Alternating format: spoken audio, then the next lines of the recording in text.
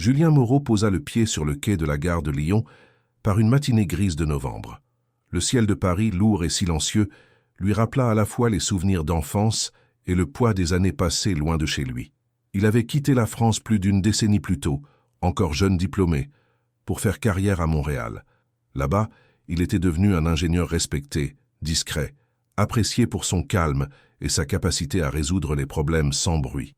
Mais le destin avait des plans différents pour lui. Quelques mois auparavant, Julien avait reçu un appel inattendu. Son grand-oncle, Henri Moreau, magnate de la mode corporative et fondateur du légendaire groupe Moreau, venait de décéder, lui léguant la totalité de ses parts dans l'entreprise. Cet héritage avait bouleversé sa vie. Du jour au lendemain, il était devenu propriétaire d'un des plus puissants groupes de mode professionnels de France, réputé pour habiller les élites économiques et politiques du pays. Plutôt que de revenir en grande pompe ou d'imposer immédiatement son autorité, Julien avait décidé d'adopter une approche différente. Il voulait comprendre, observer et surtout découvrir la vérité derrière les sourires affichés sur les photos de l'organigramme. Il connaissait trop bien les pièges du pouvoir. Ce qu'il voulait voir, c'était la manière dont les gens agissaient quand ils ne savaient pas qu'on les observait. Sous une fausse identité, en tant que consultant externe, Julien intégra la société sans alerter personne de sa véritable position. Il utilisa un nom simplifié, une adresse temporaire, et se présenta comme un analyste recruté pour évaluer certaines pratiques internes. Le service des ressources humaines valida son dossier sans broncher, sans même remarquer le nom de famille qui aurait pu les alerter. Il fut assigné au département de développement stratégique, un étage en dessous de la direction générale. Le premier jour, Julien traversa le hall marbré du siège du groupe Moreau, situé en plein cœur du 16e arrondissement. L'architecture était imposante, entre le prestige classique et le design contemporain. Les employés circulaient dans un balai bien huilé, chacun à sa place, chacun conscient de l'image qu'il projetait. Julien observa tout cela avec une attention silencieuse. Les ascenseurs, les échanges de regards, les discussions à mi-voix. Il voulait capter les dynamiques invisibles, les tensions, les complicités, les jeux de pouvoir. En début d'après-midi, alors qu'il tentait de se repérer dans les étages, Julien monta par erreur au dernier niveau, réservé exclusivement aux membres de la haute direction. Les portes vitrées s'ouvrirent sur un couloir élégant, tapissé de toiles modernes, où régnait un silence presque religieux et une odeur de parfum coûteux. À peine avait-il fait quelques pas qu'un éclat de voix le stoppa net. « Monsieur, vous n'avez rien à faire ici. » Julien se retourna et croisa pour la première fois son regard. Camille Dubois. Elle portait un tailleur anthracite parfaitement ajusté, une montre fine à son poignet gauche et un regard perçant que rien ne semblait attendrir. « Je me suis trompé d'étage, » répondit-il calmement. « Ce n'est pas un étage où l'on se trompe, surtout pas quand on fait partie des prestataires. Ici, chaque minute compte, chaque personne compte. Et vous n'êtes pas au bon endroit. » Son ton était sec, autoritaire, teinté d'un mépris qu'elle ne prenait même pas la peine de dissimuler. Deux autres employés, en train de passer, ralentirent leurs pas pour écouter. L'humiliation était publique, assumée. Julien, cependant, ne réagit pas. Il se contenta d'un sourire poli et quitta l'étage sans un mot. Mais au fond de lui, quelque chose venait de se fissurer. Ce n'était pas la dureté du ton, ni même l'humiliation. Il avait connu bien pire. Ce qui le troubla, c'était la facilité avec laquelle elle l'avait jugé, sans chercher à comprendre, sans poser une seule question. Ce premier contact, brutal et inattendu, changea la manière dont Julien envisageait son retour. Il comprit que, derrière les murs luxueux et les slogans de bienveillance, l'entreprise pouvait cacher des réalités moins reluisantes. Et cette femme, Camille Dubois, venait d'ouvrir la première porte. En quittant l'immeuble ce soir-là, Julien prit une décision. Il ne révélerait rien. Pas encore. Il voulait voir jusqu'où irait cette comédie sociale, combien de personnes se révéleraient sous la pression du quotidien, combien choisiraient la cruauté plutôt que la compassion. Il savait désormais que son retour ne serait pas une simple formalité de succession. Il était là pour remettre de l'ordre. Mais d'abord, il fallait savoir qui était vraiment qui. Et Camille Dubois venait de devenir son premier mystère. Le lendemain matin, Julien entra dans le bâtiment avec la même discrétion que la veille. Aucun garde ne se lève à son passage, aucun badge spécial ne clignote au-dessus de son nom. Il est un simple consultant parmi des centaines, une silhouette silencieuse dans la grande machinerie du groupe Moreau. Mais cette fois, il sait où aller. Il s'installe dans un espace de travail temporaire situé à l'étage des services intermédiaires, entre les finances et les ressources humaines. Un couloir sans âme, au néon fatigant, loin des parquets cirés de la direction générale. À peine avait-il posé son sac qu'un message interne l'informa d'un changement. Il devait rejoindre une réunion de cadrage avec les RH concernant la cartographie des compétences internes. Une tâche banale en apparence, mais qui allait le placer à nouveau sur la trajectoire de Camille Dubois. Il descend vers la salle indiquée, un espace vitré au fond d'un couloir souvent ignoré. Lorsqu'il entre, plusieurs personnes sont déjà installées, 2 jeunes chargés de projet, un responsable logistique, et au centre, dans une posture parfaitement droite, Camille elle-même. Elle ne lève pas immédiatement les yeux, absorbée dans son ordinateur. Lorsqu'elle le remarque, son expression se durcit instantanément. « Monsieur ?»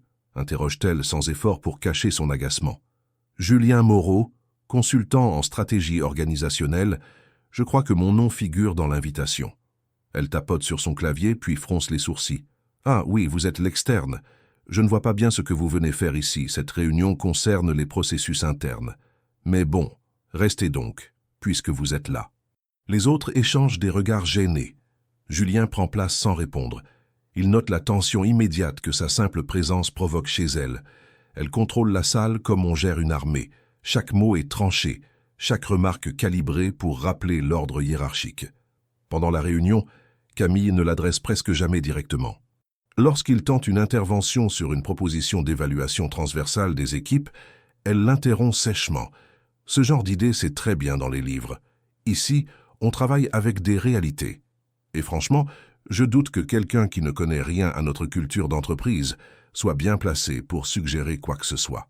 Concentrons-nous sur les faits. Julien encaisse sans broncher. Il observe les micro-réactions des autres. Certains acquiescent, d'autres baissent les yeux. L'humiliation est subtile mais publique, une mise en scène déguisée en rigueur professionnelle. C'est une stratégie bien rodée. Il le comprend très vite.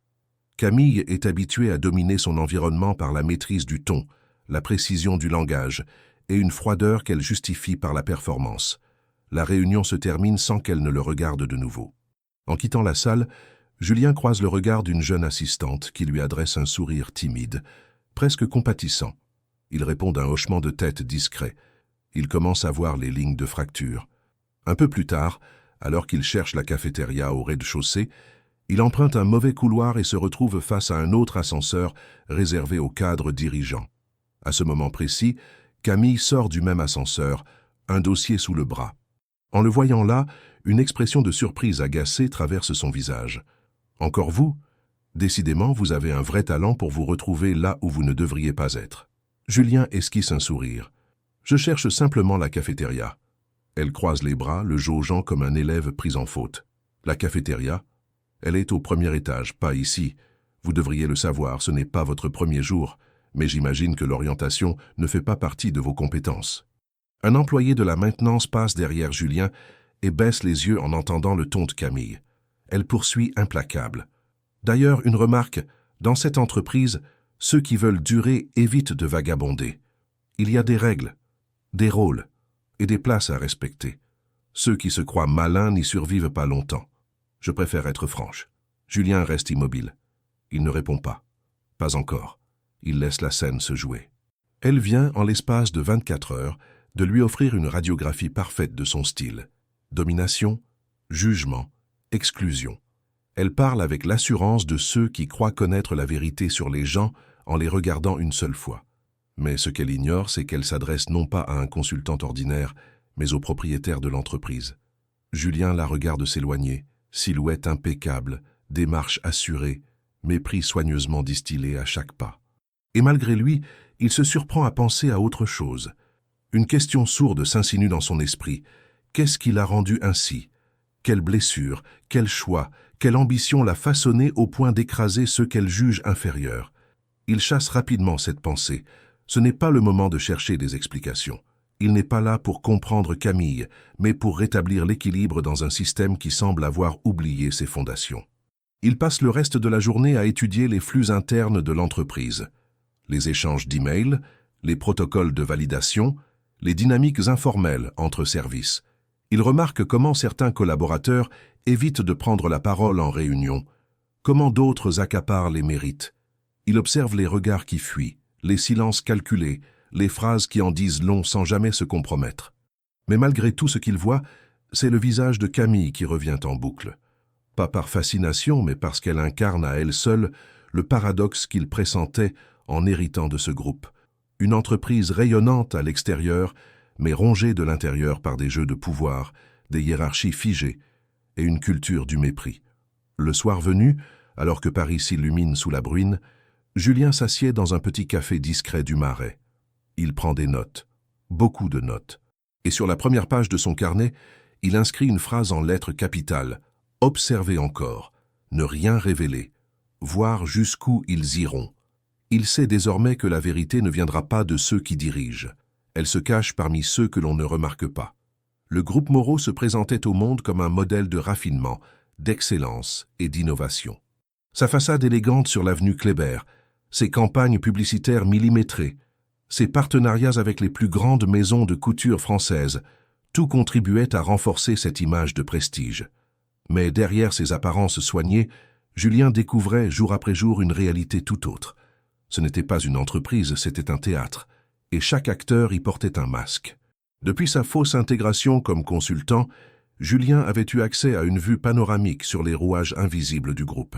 Il passait ses journées à observer les dynamiques internes, notant avec précision les micro-comportements, les gestes anodins qui en disaient long. Très vite, un schéma s'était imposé. Les personnes perçues comme peu influentes, secrétaires, assistants logistiques, agents techniques, étaient traitées avec une condescendance à peine voilée. Ignorées dans les ascenseurs, écartées des discussions, effacées dans les décisions. Au contraire, ceux qui savaient manier la flatterie, qui maîtrisaient l'art de la conversation intéressée, obtenaient de la visibilité. Ce n'était pas leurs compétences qui les portaient, mais leur capacité à se faire voir au bon moment, dire les bons mots aux bonnes personnes. Julien constata avec amertume que la méritocratie n'était qu'un slogan affiché dans les brochures de recrutement. Au centre de cette mécanique, Camille Dubois brillait comme une étoile noire. Son ascension au sein du département des ressources humaines était exemplaire, sur le papier. Elle avait été promue rapidement, saluée pour sa rigueur, récompensée pour sa capacité à structurer les équipes avec fermeté. Mais la vérité qu'il observait de ses propres yeux était bien plus nuancée. Camille vivait dans une dichotomie permanente, charmeuse et élégante avec les membres de la direction, glaciale et autoritaire avec le reste du personnel. Julien assista un matin à une scène révélatrice dans un espace ouvert du 3e étage. Une jeune chargée de communication, Sarah, hésita à corriger une information erronée transmise par un directeur lors d'un briefing. Camille, présente, coupa net toute tentative de précision en lançant sur un ton mielleux mais tranchant « Ce genre de détail n'a d'importance que pour ceux qui n'ont rien d'autre à dire. » Le silence qui suivit fut lourd. Sarah, rouge de honte, se contenta de noter en silence. Julien observa comment, d'un mot, Camille venait de rappeler qui avait le droit de parler et qui devait se taire. Il y eut aussi cette réunion informelle entre responsables d'équipe. Julien, invité en tant qu'observateur, y vit une autre facette du système. Les conversations en apparence amicales, les sourires complices, les échanges de faveurs à peine déguisés. Les décisions n'étaient pas prises dans les salles de conférence, mais autour d'un café entre ceux qui savaient manipuler les apparences. Tout était stratégie, et les idées ne valaient que si elles venaient des bonnes bouches. Julien comprenait peu à peu pourquoi son grand-oncle, malgré sa richesse et son pouvoir, s'était toujours montré distant vis-à-vis de son propre conseil d'administration. L'entreprise qu'il avait bâtie s'était transformée, à son insu ou par lassitude, en un environnement où les jeux d'alliance comptaient plus que la création réelle de valeur. Il avait sûrement senti ce glissement sans pouvoir ou vouloir l'arrêter. Un après-midi, Julien surprit une conversation dans le couloir entre deux anciens collaborateurs, Marc Lemoine et Denise Perrier, tous deux présents dans la société depuis plus de 20 ans. Ils parlaient à voix basse, pensant ne pas être entendus. « Tu as vu comment Camille s'est débarrassée de Léa ?» murmura Denise. « Oui, elle a juste glissé une remarque sur son manque d'implication au comité, et 2 semaines après, Léa était réaffectée en province. Elle savait ce qu'elle faisait. »« Ce n'est pas la première, » ni la dernière. Elle teste, elle jauge, et si tu ne plais pas, elle te fait glisser doucement vers la sortie. Julien ne les interrompit pas. Il se contenta de retenir l'information. Ce qu'il pressentait depuis quelques jours prenait une forme plus concrète. Camille n'était pas simplement sévère ou exigeante. Elle contrôlait, manipulait et punissait ceux qui, selon elle, n'étaient pas à la hauteur, ou qui osaient contester son autorité implicite. Mais plus que Camille, c'était l'ensemble du climat organisationnel qui préoccupait Julien. Il constata que les processus d'innovation étaient bloqués non pas par manque d'idées, mais par peur. Peur d'être mal vu, peur de sortir du cadre, peur d'échouer sous le regard de ceux qui jugeaient sans jamais créer. Cette peur rongeait la vitalité de l'entreprise. Julien, malgré sa volonté de rester dans l'ombre encore un peu, décida de commencer à recueillir discrètement des éléments tangibles. Il demanda l'accès à certains anciens rapports de projet, s'intéressa aux dossiers clôturés sans explication claire et consulta les archives RH avec l'aide involontaire d'un jeune informaticien enthousiaste à qui il avait simplement dit travailler sur un audit confidentiel. Il y découvrit des décisions abruptes, des licenciements sans cause apparente, des projets avortés qui avaient pourtant reçu des avis favorables initiaux. Et, comme un fil rouge, une constante. Dès que quelqu'un remettait en question l'ordre établi, il était peu à peu marginalisé. Pas forcément renvoyé, cela aurait été trop voyant, mais déplacé, mis de côté, rendu invisible. À la fin de cette semaine, Julien avait dressé une carte mentale de l'entreprise, qui influençait réellement, qui faisait semblant, qui subissait, qui se taisait. Il avait aussi compris une chose essentielle. Il ne pourrait pas changer la culture de l'intérieur sans provoquer un choc. Le simple fait d'innover ne suffirait pas. Il faudrait démasquer les jeux, mettre en lumière les méthodes, révéler les vraies valeurs de chacun. Et pour cela, il avait besoin d'un levier, d'un projet oublié, laissé dans l'ombre, que personne ne prendrait au sérieux, sauf ceux qui croyaient encore à l'esprit d'équipe, à l'intelligence collective. Un test silencieux pour identifier qui, dans cette mer de masques, avait encore un visage humain. Julien savait maintenant quoi chercher, et ceux qui pensaient pouvoir le mépriser comme un simple consultant découvriraient bientôt à quel point ils avaient sous-estimé l'homme qu'ils croyaient invisible. Les jours suivants, Julien intensifia sa présence dans les couloirs du groupe Moreau, renforçant son rôle de consultant discret. Son apparente neutralité et son écoute attentive commencèrent à attirer la confiance de certains collaborateurs, particulièrement ceux qui, jusqu'alors, se sentaient invisibles. Parmi eux, un nom ressortit rapidement. Marc Lemoine, coordinateur logistique depuis plus de 25 ans, une figure discrète respectée en silence, mais dont la voix n'était presque jamais sollicitée dans les réunions officielles. Marc avait tout de l'employé dévoué que l'on oublie au fil des années. Il ne cherchait ni reconnaissance publique, ni promotion. Mais Julien détecta rapidement en lui une mémoire précieuse de l'entreprise, un regard lucide sur ce qu'elle avait été avant de devenir une vitrine glacée de réussite. Un après-midi, alors que Julien l'aidait à porter des dossiers jusqu'aux archives, Marc engagea la conversation d'un ton calme, presque fataliste. « Vous savez, ce n'était pas toujours comme ça ici. Il y a 20 ans, quand Henri Moreau passait dans les couloirs, on sentait une forme de respect vrai. Il connaissait les prénoms des gens, il posait des questions, il écoutait. Aujourd'hui, tout le monde fait semblant. On sourit au bon moment, on dit ce qu'il faut dire.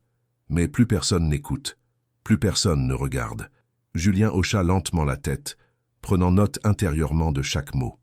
C'était la première fois qu'un employé évoquait ouvertement le nom de son grand-oncle en parlant d'héritage humain, non pas de stratégie commerciale ou de résultats financiers.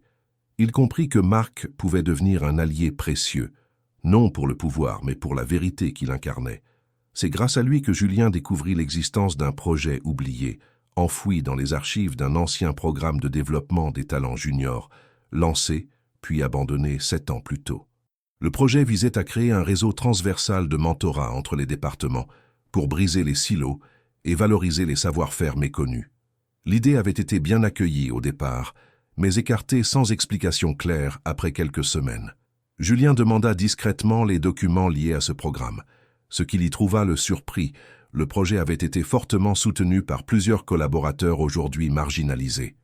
Et curieusement, à cette époque, Camille Dubois avait déjà commencé à graviter autour du département RH. Ce fut dans cette même période que plusieurs départs volontaires furent enregistrés, selon les dossiers internes. Cette coïncidence renforça son intuition. Camille ne s'opposait pas seulement aux idées nouvelles. Elle semblait déployer une stratégie systématique pour maintenir une certaine forme de pouvoir figé, fondée sur le contrôle et l'écrasement de toute tentative de réforme. Et ce projet abandonné représentait l'antithèse de ce qu'elle incarnait. Julien décida alors de réactiver le programme sous une forme pilote, en test limité. Officiellement, il s'agissait d'une recommandation du cabinet de conseil pour améliorer la rétention des talents. Il en parla à Marc, qui accepta de participer à la mise en place discrète de la phase expérimentale, en impliquant quelques anciens collaborateurs oubliés et quelques jeunes recrues pleines d'énergie, mais frustrées par la rigidité ambiante. Mais alors que le projet commençait à prendre forme, Camille réagit brutalement. Apprenant que Julien circulait entre différents départements sans autorisation formelle, elle convoqua une réunion exceptionnelle avec les responsables RH. Dans un mail cinglant, elle écrivit « Il est inacceptable qu'un prestataire externe ait autant d'accès opérationnel sans validation hiérarchique. Nous devons clarifier ses attributions immédiatement. » Julien fut informé du contenu du message par une assistante du service RH, visiblement troublée par le ton employé. Camille, sans même tenter une médiation, exigea que Julien soit exclu des réunions stratégiques à venir. Elle affirma que sa présence risquait de compromettre la cohérence des processus internes et de semer la confusion parmi les collaborateurs. Devant cette attaque frontale, Julien choisit de ne pas réagir publiquement. Il accepta même, en apparence, les nouvelles restrictions. Mais intérieurement, il décida que cette résistance serait l'occasion parfaite de tester la solidité du projet et d'identifier qui, dans l'ombre, soutenait vraiment le changement. Il mit alors en place un réseau parallèle de feedback, récoltant les impressions des participants au programme pilote, organisant des points informels dans des espaces oubliés de l'immeuble, une salle de réunion inutilisée au sous-sol, un ancien bureau transformé en zone de pause, un recoin du 4e étage d'où l'on pouvait entendre mais jamais être vu. Ces rencontres devinrent des bulles d'air pour les employés concernés, des lieux où l'on osait enfin parler. C'est lors d'une de ces sessions qu'il vit, pour la première fois, une jeune collaboratrice pleurer en évoquant son isolement. Elle travaillait depuis 3 ans au service des achats, personne ne l'avait jamais invitée à une réunion plénière. Elle pensait que c'était normal jusqu'à ce qu'elle découvre, grâce au programme, que ses idées valèrent quelque chose. Julien écouta en silence, puis lui dit simplement « Ce que vous apportez est précieux, et cela va compter. » Pendant ce temps, Camille, de plus en plus frustrée par l'absence de contrôle sur les mouvements de Julien, intensifia ses efforts pour le neutraliser. Elle fit bloquer ses accès informatiques à certains dossiers internes, demanda à ce qu'il ne soit plus copié sur les communications stratégiques et insinua à plusieurs responsables qu'il représentait un risque potentiel de fuite d'informations. Mais Julien restait calme. Il comprenait que plus elle s'agitait, plus elle révélait ses méthodes. Et chaque obstacle posé devenait une pièce de plus dans le puzzle qu'il assemblait patiemment. Ce fut Marc qui l'alerta un soir d'un fait troublant. Le projet pilote, dont Camille n'avait théoriquement pas connaissance officielle, faisait l'objet de rumeurs très précises dans les couloirs. Quelqu'un cherchait manifestement à le discréditer en interne, en affirmant qu'il s'agissait d'une initiative illégitime et coûteuse. Julien savait d'où venait l'attaque, mais il ne réagit pas encore. Il avait une idée plus ambitieuse en tête. Il savait que pour renverser la dynamique, il ne pouvait pas simplement défendre le projet. Il devait le faire grandir, le rendre indispensable, au point qu'il ne puisse plus être ignoré, ni attaqué sans s'exposer. Alors, dans le plus grand silence, il entama la rédaction d'un plan de transformation complet, s'appuyant sur les résultats du programme pilote, les témoignages recueillis et les failles structurelles qu'il avait identifiées. Il y voyait une occasion unique, transformer l'entreprise de l'intérieur, non pas à travers une réforme imposée, mais en révélant les véritables forces invisibles de l'organisation. Et pendant que Camille pensait le contenir, Julien préparait le premier mouvement décisif qui allait changer à jamais la trajectoire du groupe Moreau. À mesure que les jours s'écoulaient, Julien intensifiait son travail de fond, se plongeant dans les archives numériques de l'entreprise avec l'aide discrète de Marc et d'un jeune analyste du département IT, Paul, dont la curiosité naturelle l'avait rapidement poussé à coopérer. Ensemble, Il remontait les couches administratives d'une décennie d'histoire managériale en quête de schémas récurrents, de signaux faibles et de décisions passées qui pouvaient expliquer l'état actuel du groupe Moreau. Ce qu'ils découvrirent dépassait largement leurs attentes. Le rapport final que Julien compilait peu à peu sous le nom de code « Intégrité silencieuse » révélait un enchevêtrement de pratiques internes troublantes. Plusieurs projets innovants, portés par des équipes transversales ou des employés prometteurs, avaient été systématiquement écartés ou enterrés. Officiellement, les raisons invoquées allaient d'un manque de ressources à une incompatibilité stratégique. Mais l'analyse croisée des données racontait une toute autre histoire.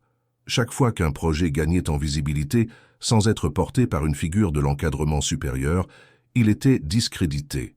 Et systématiquement, ces projets perdèrent leur soutien dès que Camille Dubois intervenait dans les réunions de suivi. Julien, méthodiquement, retraça les courriels internes, les comptes rendus de comité et les annotations personnelles laissées dans les outils de suivi. À chaque fois le même mécanisme apparaissait, Camille demandait des réévaluations, soulignait des manquements ou évoquait un manque de maturité opérationnelle.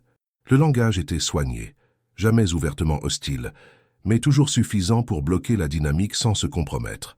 Plus troublant encore, certains projets sabordés étaient directement liés à des personnes que Camille avait, peu de temps après, poussées vers la sortie. Julien dressa une liste précise de ces noms. Il y avait Léa Marchand, ancienne chef de produit à forte valeur ajoutée, écartée après avoir tenté de lancer une gamme plus inclusive.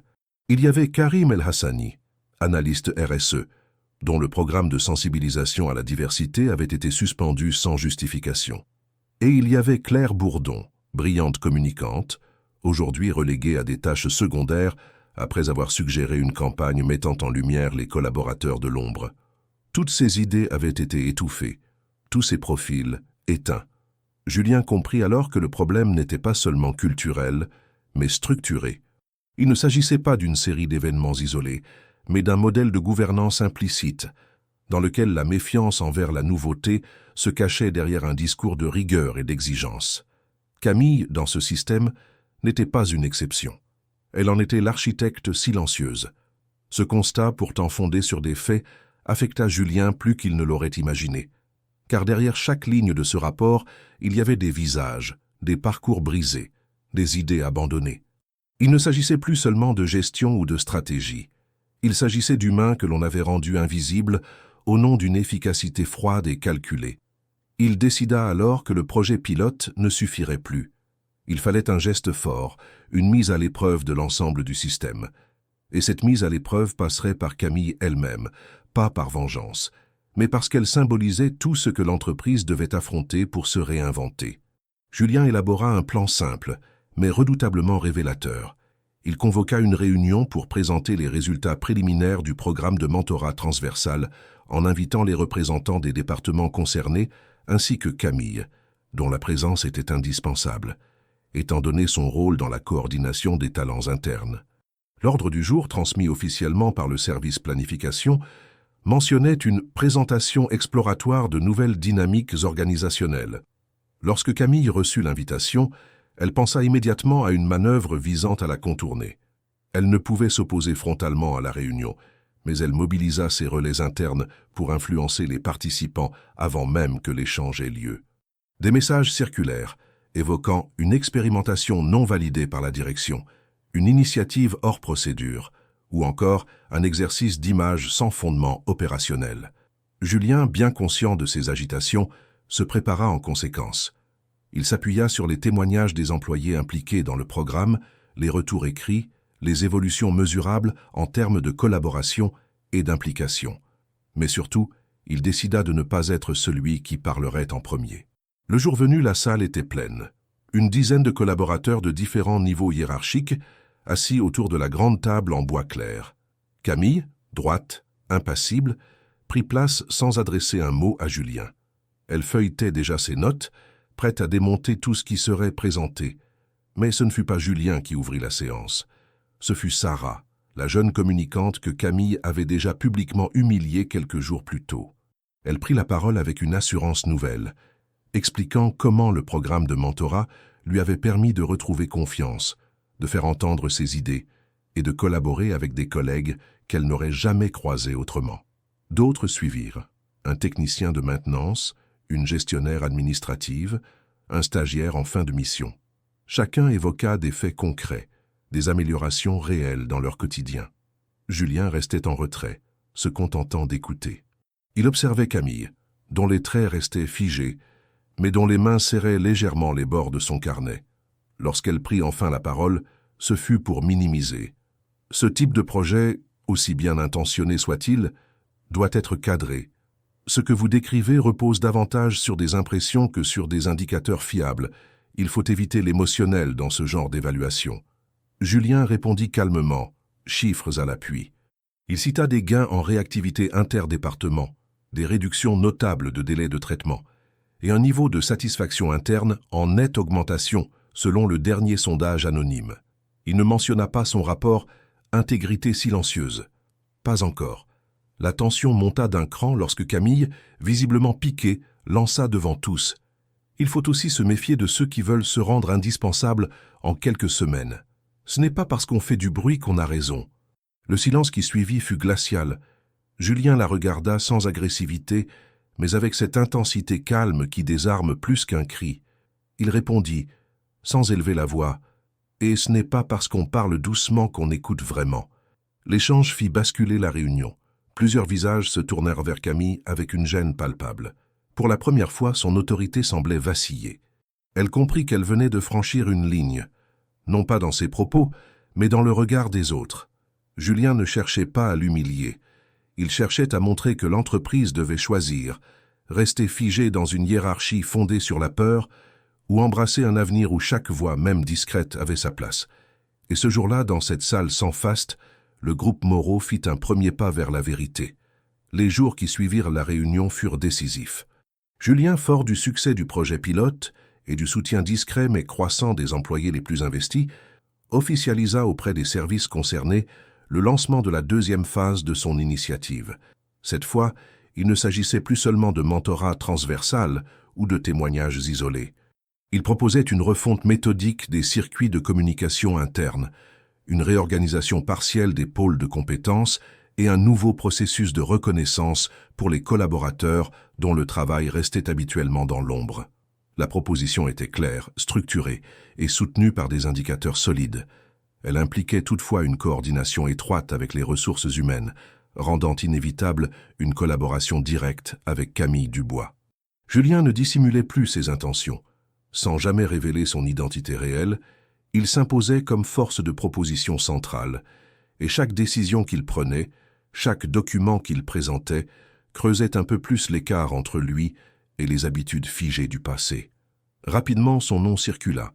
Certains cadres moyens commencèrent à murmurer qu'il n'était peut-être pas qu'un simple consultant.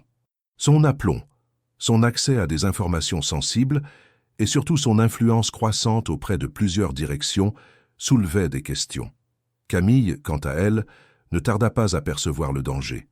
Elle avait compris que quelque chose lui échappait. Julien n'était pas là pour un audit passager.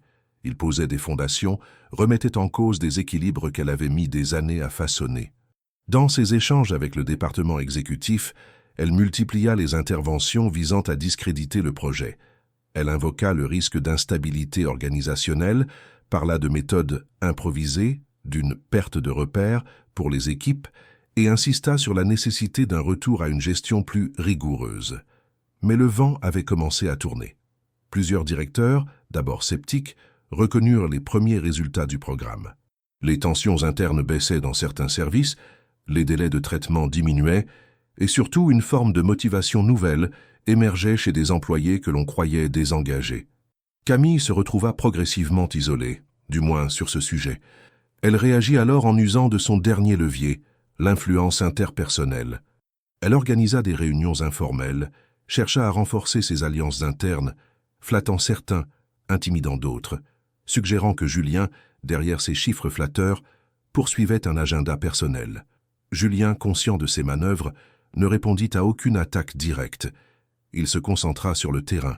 Il multiplia les entretiens individuels avec des collaborateurs de tout niveau hiérarchique. Il leur posait une simple question. « Qu'est-ce qui vous empêche de mieux faire votre travail ici ?» Les réponses étaient souvent les mêmes. Manque de reconnaissance, cloisonnement des équipes, lourdeur des validations, peur de proposer des idées. Tout ce qu'il s'efforçait de corriger depuis son arrivée. Camille tenta une dernière fois de reprendre la main en provoquant une confrontation indirecte lors d'un séminaire interne. Devant une assemblée de responsables, elle fit une remarque ciblée, sans nommer Julien mais sans laisser de doute sur la cible. Ces derniers temps, on entend beaucoup parler d'agilité, d'innovation, de bien-être. Mais l'entreprise, ce n'est pas un laboratoire de psychologie sociale. C'est une structure, avec des règles, des objectifs, des responsabilités. L'enthousiasme, c'est bien, mais ce n'est pas ça qui signe les contrats ni qui paie les salaires. Le ton était posé, presque bienveillant, mais le message était une gifle déguisée. Plusieurs regards se tournèrent vers Julien, qui resta impassible. Il ne réagit pas immédiatement. Ce fut Marc, assis au fond de la salle, qui se leva pour répondre d'une voix ferme. Et si justement on avait besoin des deux? De la structure, oui, mais aussi de l'envie. Ce qui paie les salaires, ce sont les résultats. Et ce qui crée les résultats, ce sont les gens, quand ils croient en ce qu'ils font. Un silence lourd suivit son intervention. Marc, d'ordinaire réservé, venait de briser un tabou. Camille, figée, ne répondit pas. Julien, lui, comprit que le moment de vérité approchait. Ce n'était plus seulement une affaire de réorganisation. C'était un affrontement entre deux visions du travail, deux manières de considérer les êtres humains dans un environnement professionnel. En parallèle, il lança la rédaction d'un document stratégique plus vaste. Un plan de transformation sur 2 ans, incluant la révision des parcours de carrière, l'instauration d'un droit de parole élargi en comité d'équipe et la création d'un canal de remontée d'idées protégées, permettant à tout employé de soumettre une proposition sans passer par la hiérarchie classique. Ce plan, il ne comptait pas l'imposer brutalement. Il le présenterait au comité exécutif, preuves à l'appui, retour du terrain en main. Et surtout, il s'assurerait que cette proposition émerge d'une démarche collective. Il ne serait pas seul à la porter. Mais à mesure que le projet prenait de l'ampleur, Camille durcissait le ton. Dans un échange particulièrement tendu, elle fit parvenir à Julien une note confidentielle exigeant que son équipe RH soit consultée sur chaque étape du plan. Elle n'y voyait plus un simple consultant, mais un perturbateur. Dans cette note, elle écrivit « Toute réforme interne doit être encadrée par les départements compétents. Un consultant n'a pas à orienter la stratégie de l'entreprise sans validation officielle. À défaut, cela pourrait être interprété comme un abus de position. » Julien lut ces lignes sans surprise. Il savait que Camille préparait le terrain pour une mise en accusation. Elle espérait sans doute qu'il commette une erreur, qu'il dépasse les limites de son mandat fictif. Mais ce qu'elle ignorait encore, c'était que ce mandat, il ne le devait à personne d'autre qu'à lui-même. À ce stade, Julien commença à se préparer pour l'étape suivante, faire valider officiellement ses propositions par le comité directeur. Il savait que cette validation signerait un tournant dans la gestion du groupe Moreau. Et il savait aussi que ce jour-là, Camille ne pourrait plus ignorer qui il était vraiment. Mais avant cela, il fallait encore laisser le système se révéler. Camille, dans sa volonté de le neutraliser, ne faisait que confirmer jour après jour les travers qu'il voulait corriger. Elle démontrait sans qu'il ait à le dire pourquoi un changement était non seulement souhaitable, mais vital. Et pendant qu'elle croyait encore manœuvrer en coulisses, Julien terminait la rédaction du document qui allait bouleverser tout l'équilibre de pouvoir du groupe. Le moment était venu.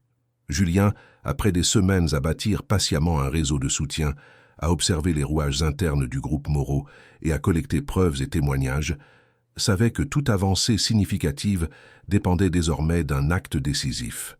Il ne pouvait plus se contenter de piloter dans l'ombre. Son plan de transformation, validé en silence par les employés les plus investis, devait désormais affronter la structure de pouvoir formelle. Et pour cela, il fallait lever une partie du voile. Pas encore tout dire, mais suffisamment pour provoquer un changement de posture, une secousse dans l'édifice bien ordonné que Camille défendait avec acharnement. Il convoqua une réunion avec le comité directeur, une convocation inhabituelle car elle émanait d'un consultant externe. Ce détail seul suscita l'étonnement. Qui était cet homme pour s'adresser au sommet de l'organigramme avec autant d'assurance?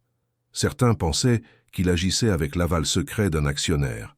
D'autres, intrigués par les échos positifs de son projet, décidèrent d'assister à la réunion par simple curiosité. Mais ce qu'ils allaient entendre allait bouleverser bien plus que leur vision d'un consultant trop zélé. La salle du 9e étage, réservée aux décisions stratégiques, était d'un minimalisme calculé. Grande baie vitrée, mobilier épuré, silence feutré. Julien entra sans dossier, sans ordinateur. Il n'avait besoin d'aucun artifice. Une fois les présents installés, il prit la parole sans salutation protocolaire, posant d'emblée le cadre. « Vous m'avez accueilli ici comme un consultant, un observateur extérieur chargé de fournir des recommandations sur la dynamique interne de l'entreprise. Ce que je vais vous présenter aujourd'hui dépasse largement ce cadre. » Il fit une pause, balayant la salle du regard. Les visages étaient attentifs, certains tendus. Il poursuivit. « Depuis plusieurs semaines, j'ai observé vos équipes, analysé vos flux de travail, écouté vos collaborateurs. Et j'ai compris une chose essentielle. La performance que vous admirez tant est en réalité soutenue par des personnes que vous ne voyez jamais. Par ceux qui ne parlent pas fort, qui ne participent pas au jeu de pouvoir, mais qui, chaque jour, assurent la cohésion et la qualité de ce que vous livrez au monde extérieur. » Il présenta ensuite, sans fioriture, les résultats du projet pilote, les indicateurs d'amélioration, les témoignages recueillis, les cas concrets de projets bloqués par des décisions internes injustifiées. Il évita les accusations directes, préférant l'accumulation de faits. Il décrivait un système qui, sous couvert de rigueur, étouffait l'initiative, décourageait la prise de risque et dissuadait les talents de s'exprimer librement. Puis il dévoila son plan de transformation, un ensemble de mesures concrètes, progressives, conçues pour réintroduire la confiance, la transparence et l'équité dans le fonctionnement quotidien de l'entreprise. À mesure qu'il parlait, certains membres du comité prenaient des notes, d'autres échangeaient des regards troublés. Personne ne l'interrompait. Enfin, il termina par une phrase simple mais lourde de sens. « Je ne suis pas ici pour commenter l'entreprise de l'extérieur, j'en fais partie, plus que vous ne l'imaginez. » Ce fut la seule allusion à son statut réel. Il ne prononça pas le mot d'héritier, ne déclina pas son identité complète. Il laissa planer le doute, volontairement. L'effet fut immédiat. Certains membres du comité, jusque-là hésitants, comprirent qu'il ne parlait pas en simple conseiller. Il y avait dans son ton, dans sa posture, une autorité que l'on ne pouvait plus ignorer. Le projet fut soumis à un vote exploratoire, et contre toute attente, il fut approuvé à une large majorité. Julien obtint le feu vert pour mettre en œuvre les premières étapes de sa réforme, avec un mandat temporaire de coordination interdépartement. Camille, absente de cette réunion, n'apprit la nouvelle qu'à la fin de la journée, par un message laconique du secrétaire général. Le choc fut brutal.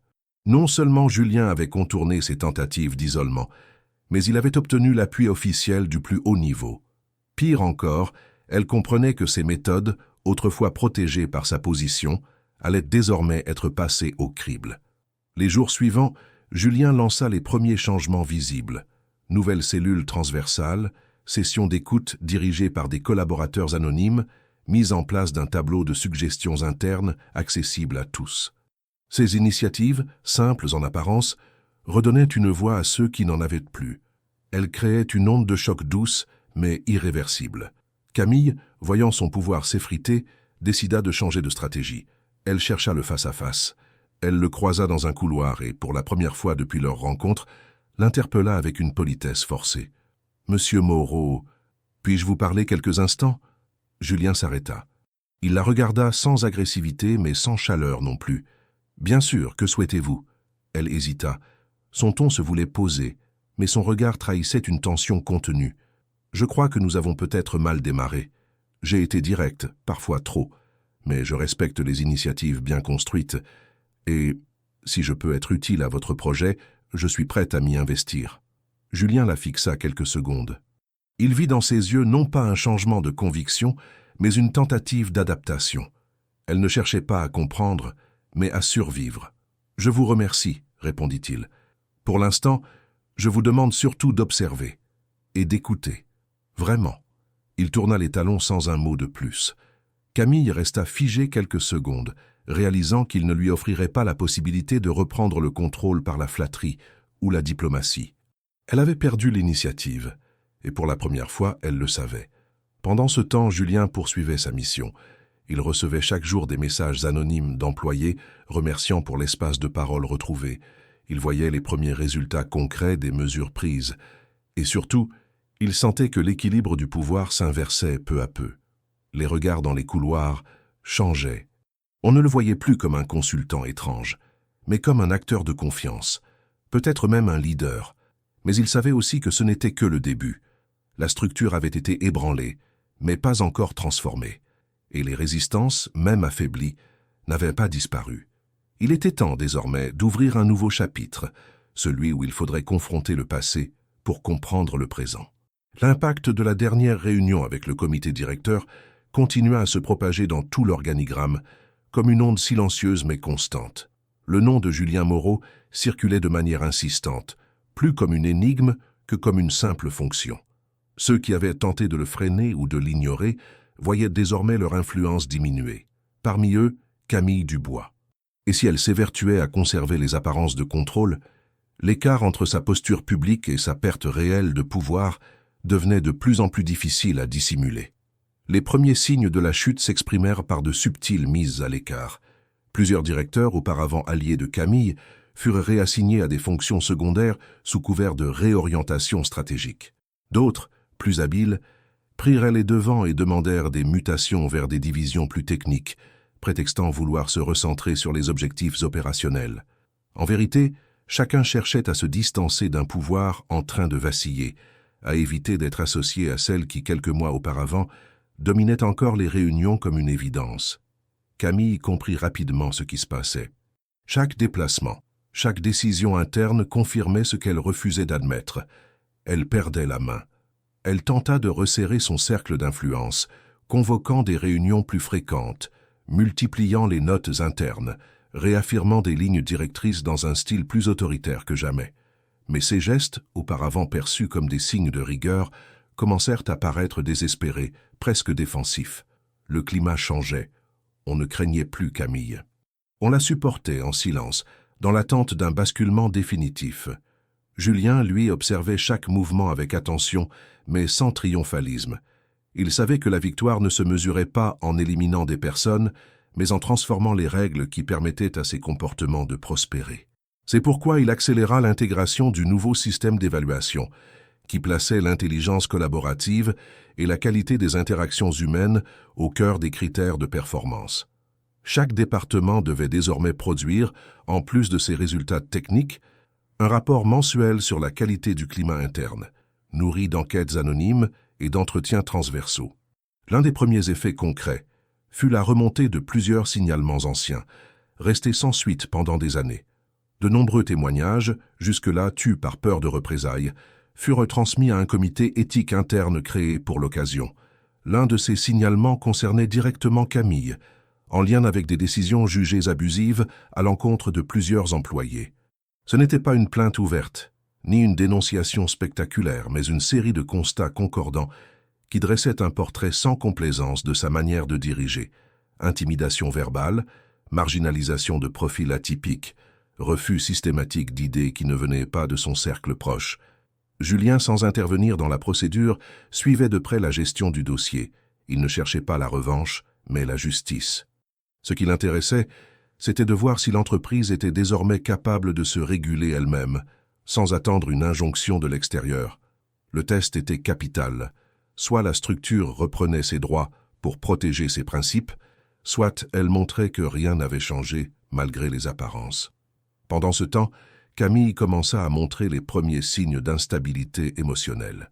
Elle arrivait plus tôt, partait plus tard, refusait les réunions collectives, préférait les échanges individuels, comme si elle voulait reprendre un à un les liens qui lui échappaient. Plusieurs collaborateurs proches rapportèrent des comportements inédits, perte de sang-froid, remarques acides en public, oubli d'agenda, contradictions dans les consignes. Ceux qui lui étaient restés fidèles commençaient eux aussi à douter. Le socle se fissurait.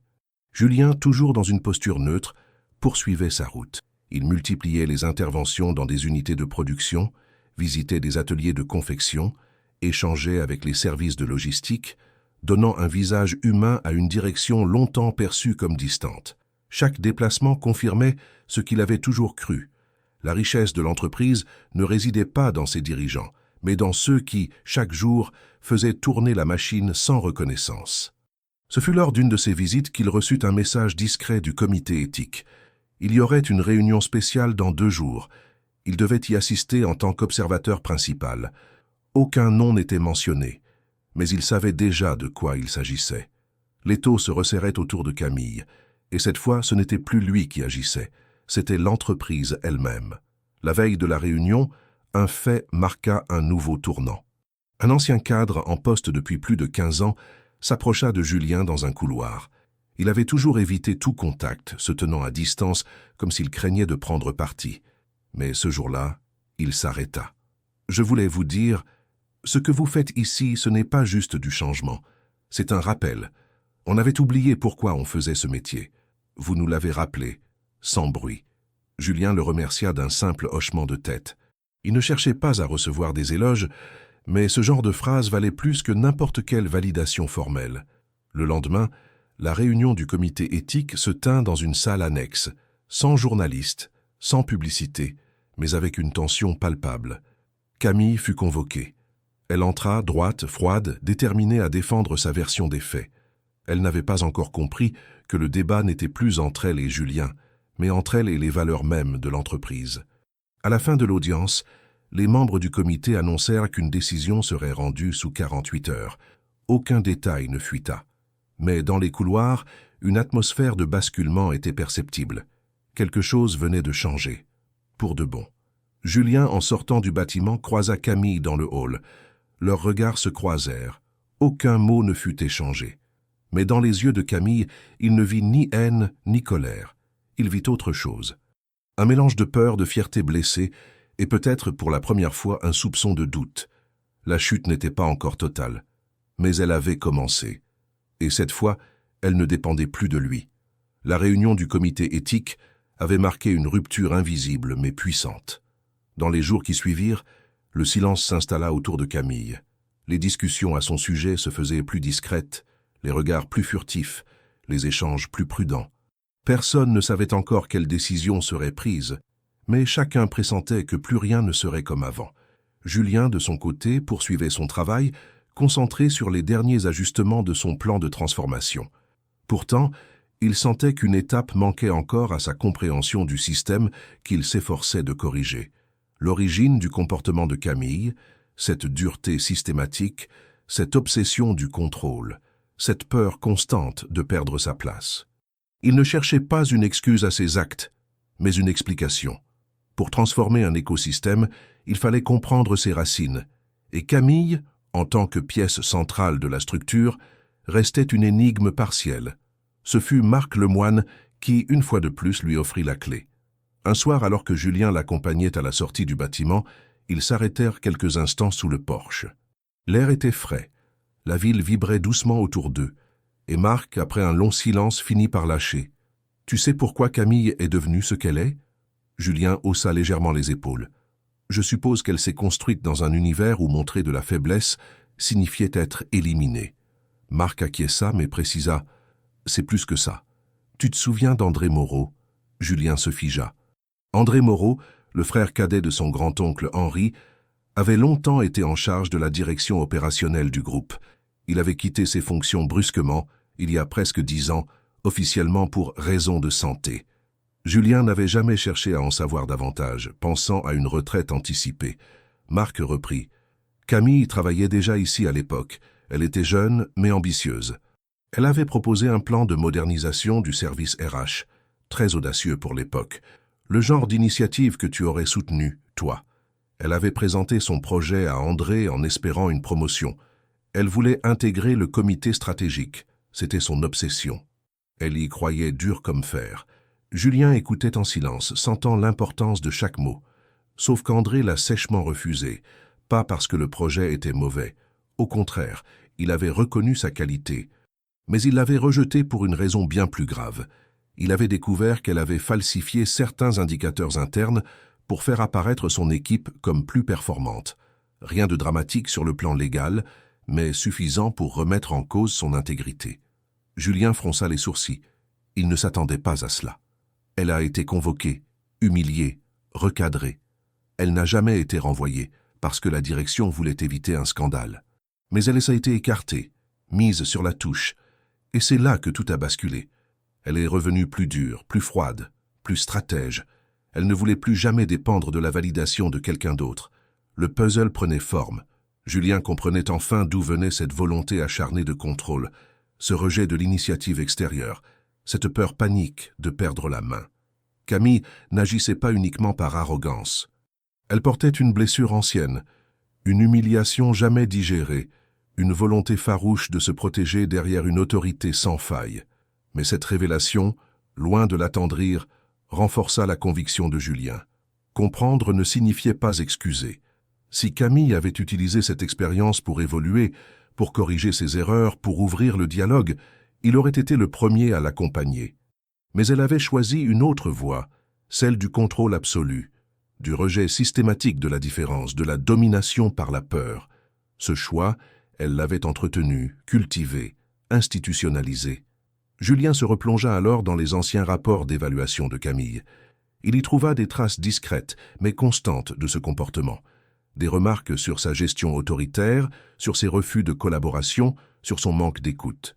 Mais ces signaux avaient toujours été dilués dans des commentaires positifs sur sa fermeté, sa capacité à trancher, sa vision structurée. Le système, en réalité, avait cautionné sa dérive. Il avait préféré la stabilité apparente à la remise en question nécessaire. Julien décida que le moment était venu d'assumer pleinement son rôle. Il convoqua une réunion exceptionnelle avec les membres du conseil d'administration.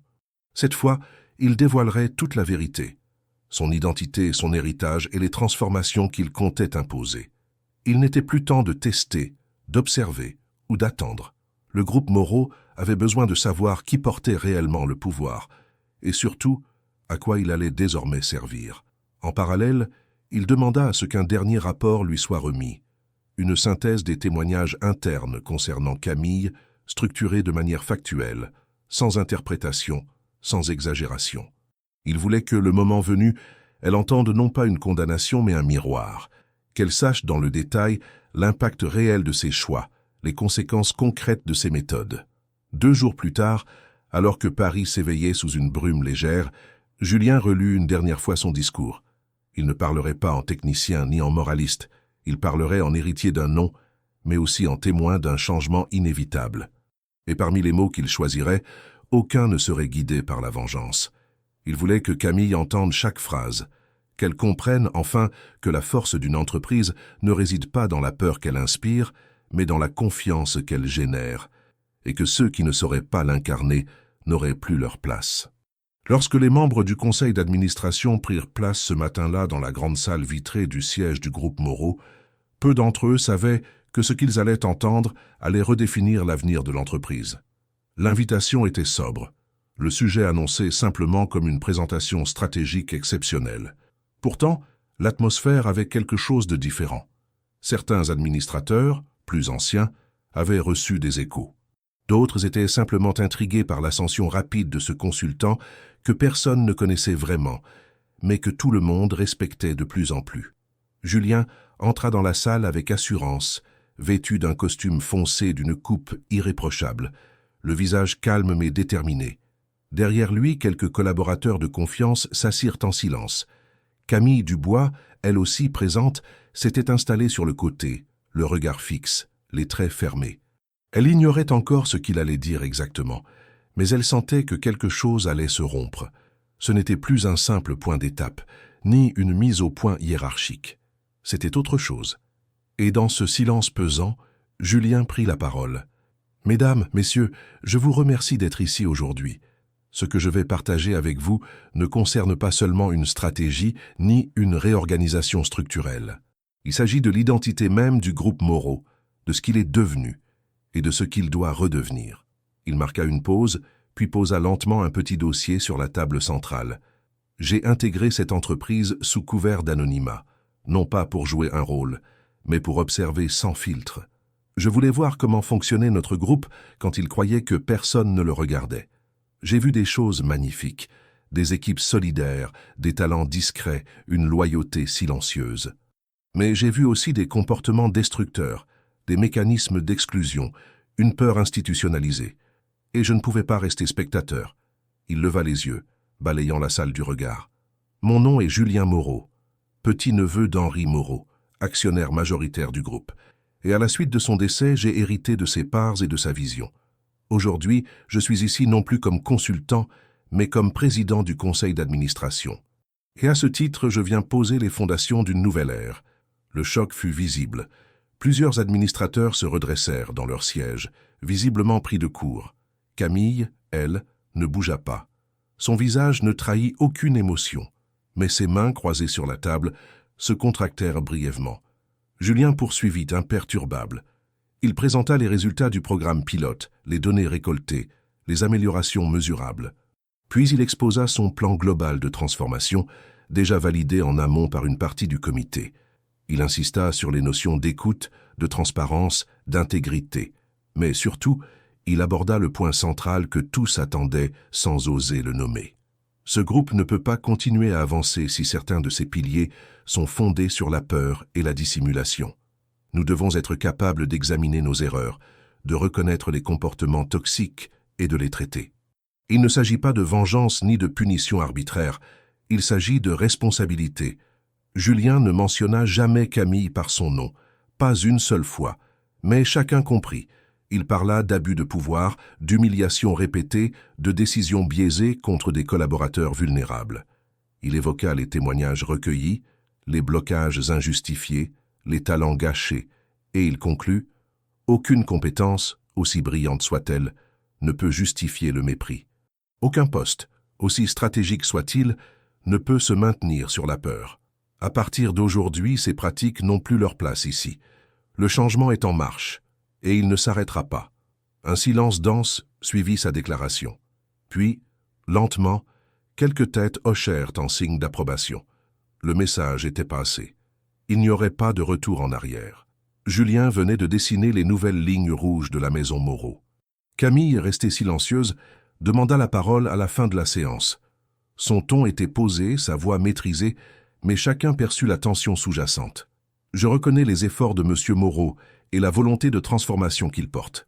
Je tiens simplement à rappeler que certaines décisions, prises dans des contextes difficiles, peuvent parfois sembler dures sans refléter une intention malveillante. J'ai toujours agi pour préserver les équilibres de cette entreprise. Julien la regarda sans animosité. « Je vous entends, Camille, et je pense que la meilleure façon de démontrer vos intentions passées est de participer aujourd'hui à cette transformation, dans la transparence, et sous regard collectif. » Il n'y eut ni affrontement direct, ni humiliation publique. Camille comprit que Julien ne cherchait pas sa chute, mais son repositionnement. Elle n'était plus au centre. Elle n'imposait plus le rythme. Elle était invitée à suivre, ou à partir. La réunion se termina sans applaudissements, sans effusion. Mais en sortant, plusieurs administrateurs vinrent serrer la main de Julien. Le poids de l'héritage venait de basculer vers une vision nouvelle. Dans les jours suivants, les directives de Julien commencèrent à se traduire en actes. Les premiers groupes de travail sur la culture interne furent lancés. Des lignes de dialogue direct furent ouvertes entre la base et la direction. Et surtout, les mécanismes de dénonciation d'abus furent renforcés avec des garanties de confidentialité et d'action. Quant à Camille, elle conserva pour l'instant son poste, mais sa fonction fut placée sous observation. Le comité éthique, en lien avec le nouveau département de gouvernance, devait se prononcer sous peu. Pour la première fois depuis longtemps, son avenir n'était plus entre ses mains, et ce qui viendrait ensuite ne dépendrait plus d'elle. Quelques jours après la révélation publique de Julien et l'annonce officielle de sa prise de fonction, en tant que président du conseil, l'ambiance au sein du groupe Moreau changea de manière palpable. Ce n'était pas un bouleversement bruyant, mais un déplacement profond, comme une lente réorganisation de la gravité à l'intérieur de l'entreprise. Les comportements s'ajustèrent. Les conversations entre collègues se firent plus prudentes, mais aussi plus honnêtes. La hiérarchie, autrefois source d'angoisse tacite, commençait à perdre son caractère oppressant. Et dans ce nouveau climat, la question de Camille Dubois devint centrale. Que faire d'elle? Comment gérer une figure aussi symbolique, à la fois redoutée et désormais fragilisée? Julien refusa de prendre une décision unilatérale. Il savait que la légitimité de son action ne reposerait pas seulement sur sa posture d'héritier, mais sur sa capacité à redonner au collectif le pouvoir de trancher dans ce genre de situation. C'est pourquoi Il réunit un groupe de travail composé d'anciens collaborateurs, de membres du comité éthique, d'employés de terrain ayant interagi directement avec Camille, ainsi que de 2 représentants du service juridique. Ce groupe eut pour mission de formuler des recommandations concrètes, après avoir examiné les faits, écouté les témoignages et confronté les points de vue. Parallèlement, Julien fit un geste audacieux. Il demanda que Camille soit informée de cette démarche, dans les moindres détails. Il voulait qu'elle sache que la décision ne viendrait ni d'un bureau fermé, ni d'un acte autoritaire. Ce serait le fruit d'une délibération collective, en toute transparence. Ce choix, à la fois courageux et risqué, força Camille à sortir de sa posture de contrôle. Pour la première fois, elle n'était ni maîtresse du calendrier, ni du discours. Elle n'avait pas l'occasion de manipuler le processus. Elle devait attendre, comme tous les autres, le verdict. Le groupe se réunit pendant plusieurs jours. Les échanges furent intenses, parfois tendus. Certains membres, notamment ceux qui avaient souffert directement de son autorité brutale, plaidaient pour son départ immédiat. D'autres, plus modérés, reconnaissaient ses compétences, sa rigueur et même son engagement passé, tout en déplorant sa gestion humaine. Un courant inattendu émergea, celui de la deuxième chance, mais assorti de conditions drastiques. L'idée n'était pas de pardonner aveuglément, mais de responsabiliser, de transformer la sanction en opportunité de réparation. Julien, à l'écoute de chaque argument, se garda bien d'orienter le débat. Il voulait que cette décision vienne réellement du corps de l'entreprise, qu'elle soit portée par ceux qui avaient été réduits au silence pendant des années. Et finalement, le groupe parvint à une conclusion équilibrée. Camille ne serait pas renvoyée, mais elle devrait se soumettre à un programme de redressement professionnel sans précédent au sein du groupe Moreau. Ce programme, élaboré avec précision, comportait plusieurs volets. D'abord, une formation intensive en leadership éthique, conduite par des intervenants extérieurs choisis pour leur indépendance. Ensuite, des entretiens supervisés avec des collaborateurs de différents niveaux hiérarchiques, visant à recréer un dialogue avec ceux qu'elle avait autrefois négligés ou écrasés.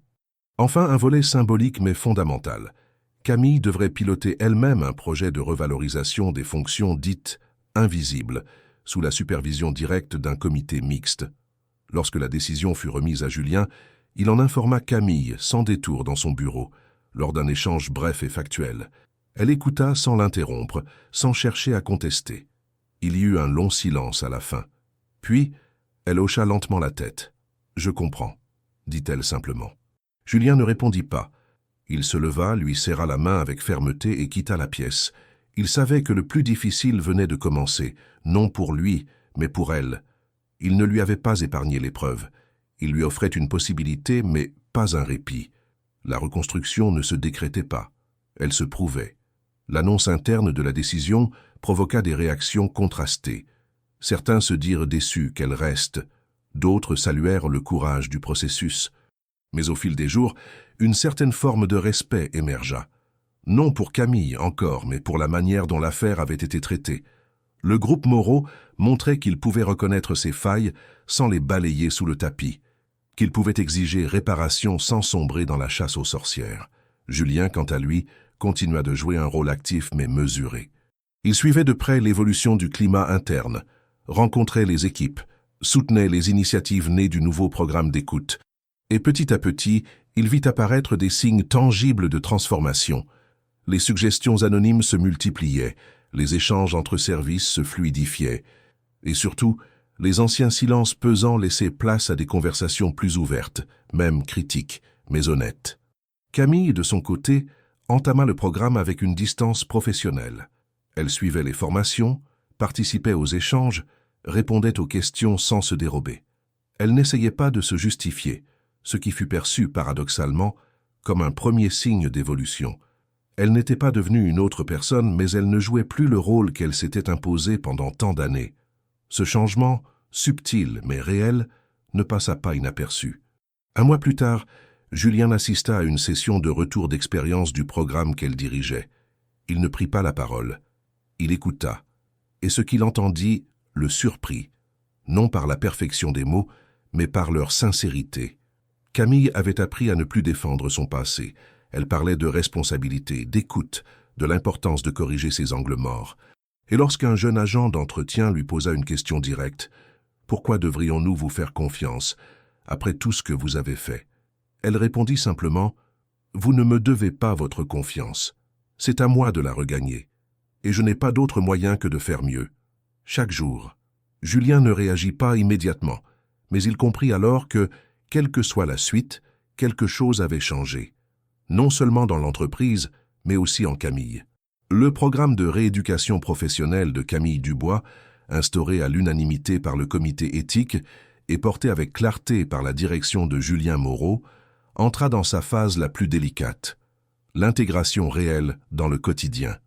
Si les premières semaines avaient été marquées par une attention prudente, presque clinique, de la part des équipes, ce fut lors de son immersion prolongée auprès des employés de terrain que Camille fut confrontée à l'épreuve la plus révélatrice de son évolution, celle du contact humain sans protection hiérarchique. Chaque semaine, elle devait passer plusieurs demi-journées dans des services qui, jusque-là, n'avaient jamais eu affaire à elle autrement que par le prisme d'un organigramme vertical et impersonnel.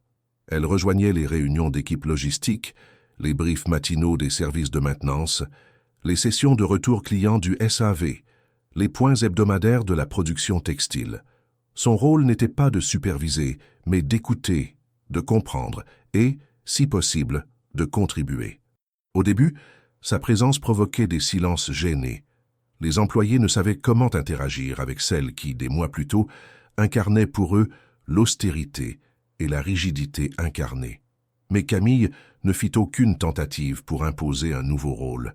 Elle prit des notes, elle demanda des éclaircissements, elle reformula les idées des autres sans s'en attribuer le mérite. Elle restait discrète, mais active, et peu à peu, sa posture changea dans l'esprit de ceux qui l'observaient. Un jour, alors qu'elle assistait à une session de brainstorming dans l'atelier de prototypage, une couturière expérimentée, Monique, se permit une remarque directe. Si on avait vu cette Camille-là il y a 2 ans, peut-être que Léa serait encore ici. Camille ne chercha pas à se défendre. Elle regarda Monique et répondit simplement « Vous avez raison, je ne peux pas revenir en arrière, mais je peux apprendre à ne plus reproduire ce genre d'erreur. C'est pour ça que je suis là. » Cette réponse sincère fut relayée par plusieurs collègues. Julien, qui recevait régulièrement des retours sur ses immersions, décida de ne pas intervenir. Il ne cherchait ni à la protéger ni à l'enfoncer. Il voulait simplement laisser le processus suivre son cours. Et au fil des semaines, il constata quelque chose d'inattendu. Certains employés qui refusaient catégoriquement de dialoguer avec elle lors des premières séances demandaient à l'inclure dans les suivantes. Non pas parce qu'ils l'avaient pardonné, mais parce qu'ils reconnaissaient l'effort, la constance et l'humilité nouvelle. Camille ne changea pas du tout au tout. Elle restait directe, méthodique, parfois raide dans sa manière de s'exprimer. Mais elle n'écrasait plus. Elle ne cherchait plus à contrôler l'espace par le silence ou la menace. Elle acceptait la critique, notait les suggestions, reformulait les conflits pour en tirer des pistes d'amélioration. Lorsqu'un ouvrier du service d'expédition lui demanda pourquoi elle ne démissionnait pas tout simplement après ce qui s'était passé, elle répondit « Parce que partir aurait été la solution la plus confortable. Mais ce que j'ai détruit, je veux contribuer à le reconstruire. » Julien, de son côté, restait en retrait. Il n'avait plus d'échange direct avec Camille depuis la validation du programme. Mais il suivait. À travers les rapports, les échos des réunions, les ressentis partagés lors des entretiens collectifs, il voyait que l'entreprise se transformait à travers elle autant qu'elle se transformait en elle. L'initiative ne consistait pas seulement à redresser un individu, mais à démontrer que les mécanismes de pouvoir, une fois remis en question, pouvaient laisser place à des parcours de réparation, et que cela, en soi, pouvait être un acte fondateur. Un événement accéléra encore ce processus. Lors d'une session de co-développement entre plusieurs services, Camille proposa spontanément de présenter une ancienne méthodologie de gestion de conflits internes qu'elle avait utilisée par le passé, mais qu'elle reconnaissait aujourd'hui avoir mal appliquée. Elle ne se posa pas en experte, mais en praticienne faillible. Elle expliqua comment cette méthode avait été, à ses débuts, un outil pour imposer plutôt que pour harmoniser. Et comment aujourd'hui, elle voulait la remettre au centre comme un levier de discussion ouverte. Ce moment fut décisif. Plusieurs employés, touchés par cette démarche, commencèrent à la considérer non plus comme une figure du passé à surveiller, mais comme une actrice possible de la nouvelle culture d'entreprise en construction. Julien en fut informé par Marc Lemoine, qui assistait à la séance. « Elle a pris un risque, lui dit Marc, et cette fois, ce n'était pas pour sauver sa place. C'était pour partager quelque chose de vrai. » Julien ne répondit pas immédiatement. Il savait que la reconstruction, pour être durable, ne pouvait venir que de cette fragilité assumée. Il savait aussi que les mots n'avaient de valeur que lorsqu'ils étaient portés par des actes. Et depuis plusieurs semaines, Camille construisait ses actes. Ce fut dans ce climat que Julien reçut, un matin, une lettre manuscrite glissée dans une enveloppe neutre, sans signature ni indication. À l'intérieur, une feuille pliée, écrite d'une main appliquée, sans fioriture. C'était une lettre de gratitude, rédigée par une employée que personne ne voyait, une femme de ménage, présente depuis 17 ans, dont le nom n'apparaissait sur aucun rapport, dans aucun projet, sur aucune photo. Elle écrivait à Julien pour le remercier, pas pour les décisions prises, mais pour une seule chose: vous m'avez regardé comme si j'existais, pas pour faire joli, pas par politesse, mais vraiment. Et grâce à ça, je me suis souvenu que j'avais de la valeur. Julien relut la lettre plusieurs fois. Il resta longtemps immobile après l'avoir posée sur son bureau. Il comprit que la transformation qu'il avait initiée dépassait de loin les intentions de départ. Il ne s'agissait plus de redresser une entreprise, de corriger des erreurs de gestion ou de redistribuer le pouvoir. Il s'agissait de redonner aux gens la conscience de leur propre dignité. Et dans cet espace retrouvé, même ceux qui avaient failli pouvaient peut-être se relever. Camille n'était pas sauvée. Elle n'était pas devenue un exemple. Mais elle s'était engagée dans une direction que personne ne l'aurait imaginé emprunter. Et dans ce choix, il y avait déjà quelque chose d'essentiel. Le jour de la cérémonie interne organisée par Julien fut annoncé de manière sobre, presque administrative. Pas d'affiche ni de slogan, simplement une invitation envoyée à tous les employés du groupe Moreau, tous niveaux confondus, les conviant à un moment de clôture du programme de transformation, suivi d'une annonce de la direction. La salle de conférence du siège fut aménagée différemment pour l'occasion. Pas de scène surélevée, mais un cercle ouvert de chaises, disposé pour que personne ne domine physiquement les autres. Ce choix, comme tout ce que Julien avait mis en place depuis son arrivée, était à la fois symbolique et concret. Les premiers à entrer furent les membres du comité éthique, suivis par des chefs de service, puis les employés administratifs, logistiques, techniques. Certains n'avaient jamais assisté à une réunion avec la direction.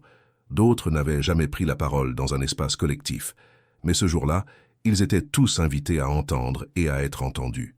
Julien entra en dernier, sans introduction particulière. Il salua brièvement les personnes proches de l'entrée et s'installa au centre du cercle. Lorsqu'il prit la parole, ce ne fut pas pour dresser un bilan détaillé ou énumérer des réussites. Il parla avec la simplicité qu'il avait caractérisée depuis le début. Ce que nous avons vécu ici ces derniers mois, ce n'est pas une réforme, ce n'est pas une opération d'image. C'est une tentative de réapprendre à fonctionner ensemble, avec respect, avec lucidité et avec responsabilité. Il marqua une pause, cherchant les regards dans la salle, non les silences. Ce que j'ai découvert ici dépasse de loin les organigrammes et les indicateurs de performance. J'ai vu des personnes ignorées redonner vie à des projets. J'ai vu des anciens se remettre à transmettre. J'ai vu des critiques sincères remplacées par des propositions concrètes. Et j'ai vu surtout que les vrais piliers de cette maison ne sont pas toujours ceux que l'on voit sur les brochures. Il sortit alors de la poche intérieure de sa veste une feuille pliée en 4. Il la déplia lentement et lut, sans en citer l'autrice: « Vous m'avez regardé comme si j'existais, pas pour faire joli, pas par politesse, mais vraiment, et grâce à ça, je me suis souvenu que j'avais de la valeur. Ces mots, je ne les oublierai jamais, parce qu'ils disent tout. Ils disent ce que cette entreprise doit devenir, un lieu où l'on est vu, vraiment vu. » Un silence profond s'installa dans la salle. Certains avaient reconnu l'extrait de la lettre, d'autres se demandaient qui avait bien pu l'écrire. Mais tous comprenaient que ce texte simple et anonyme incarnait mieux que n'importe quelle charte ce que Julien cherchait à construire. Il poursuivit: « C'est pourquoi j'annonce aujourd'hui la création d'un fonds interne d'accès aux opportunités. Ce fonds, doté d'un budget autonome, servira à financer la formation continue, les reconversions et les projets portés par les collaborateurs des fonctions de base. Il sera géré par un comité mixte, sans hiérarchie, composé de volontaires issus de chaque service. L'objectif est clair: Que plus jamais une idée, une compétence ou un potentiel ne soit négligé en raison d'un poste ou d'un statut. La salle, d'abord figée, se mit à réagir peu à peu. Des hochements de tête, des sourires retenus, une main qui se leva timidement au fond. C'était Nadège, une technicienne en logistique. Elle demanda d'une voix tremblante « Est-ce que ce fonds pourra aider ceux qui ont dû arrêter leurs études pour travailler ici ?» Julien lui répondit sans détour « C'est précisément pour cela qu'il existe. » À cet instant, quelque chose changea dans l'air. Ce n'était pas de l'euphorie, ni de l'émotion spectaculaire. C'était une forme de soulagement profond, comme si une promesse tacite venait d'être tenue. Pas seulement celle d'un patron, mais celle d'un système qui avait enfin compris ce qu'il devait à ses membres les plus invisibles. Camille, présente dans la salle, écoutait sans intervenir. Elle savait que ce moment ne lui appartenait pas, mais elle y assistait avec une posture nouvelle, celle de l'observatrice lucide, non plus en quête de pouvoir, mais en quête de sens. Elle avait entamé son propre parcours de réhabilitation, et si elle ne serait jamais celle qu'elle avait rêvé d'être autrefois, elle avait compris que sa place se gagnait désormais autrement. Julien conclut la rencontre sans déclaration solennelle. Il se leva, serra la main de plusieurs participants, prit quelques minutes pour répondre aux questions individuelles, puis sortit discrètement de la salle. Il ne chercha pas les félicitations ni les honneurs. Ce n'était pas sa victoire personnelle qu'il venait célébrer, mais une réparation collective, amorcée par tous et portée par chacun. De retour dans son bureau, il prit un moment pour relire la lettre une dernière fois, puis il la rangea dans un tiroir, seul objet qu'il décida de conserver de cette aventure à visage caché. Il regarda par la fenêtre, la ville de Paris déroulant sa complexité devant lui. Il pensa à son oncle, au groupe Moreau tel qu'il l'avait trouvé, et à celui qu'il laissait maintenant se construire sur d'autres fondations. Il savait qu'il avait accompli ce qu'il était venu faire, et que dorénavant, plus personne ne serait jugé par son costume, par son titre ou par son silence, car ceux que l'on ne regardait jamais avaient montré qu'ils étaient, en vérité, les seuls qu'on ne pouvait plus ignorer.